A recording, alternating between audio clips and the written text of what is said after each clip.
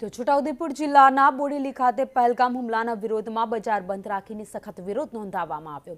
ગઈકાલે બોડેલીમાં રેલી નીકળી હતી અને હવે આજે બજાર બંધ રાખીને વિરોધ વ્યક્ત કરવામાં આવ્યો। તમામની એક જ માંગ છે કે આવા આતંકી કૃત્ય ફરી ન થાય તેવી કડક સજા કરવામાં આવે।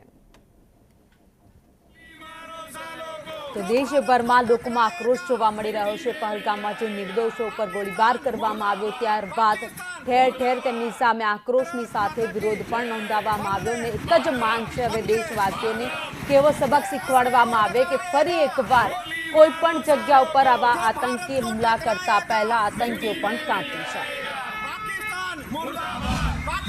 પહેલગામના આતંકી હુમલામાં જે હિન્દુઓ મરી ગયા એના માનમાં ગઈકાલે શ્રદ્ધાંજલિની સભા રાખવામાં આવી હતી અને ત્યારબાદ વેપારી મંડળે દરેક વેપાર ધંધા બંધ રાખવાનું એલાન કરવામાં આવ્યું હતું અને આજે ફક્ત એક કલાકના જાહેરાતના એના સપોર્ટમાં લોકોએ આખું જ બજાર બંધ રાખ્યું છે અને બધા જ વેપારી મિત્રોનો અમે ખૂબ ખૂબ આભાર માનીએ છીએ। માંગણી અમારી એ છે કે જે આતંકવાદીઓ છે તેઓને શોધી નાખવામાં આવે અને એમને એવી સજા કરવામાં આવે કે જેને ક્યારેય કોઈને બી સજા કરવામાં ના આવી હોય। એમના એક એક ટુકડા કરવા પડે। આતંકવાદીના દરેકના એક એક ટુકડા કરીને એવી સજા કરવી જોઈએ કે એમને જિંદગીભર આનું એક બોધપાઠ મળે બીજાને કે આવું કૃત્ય કોઈ કરે ના।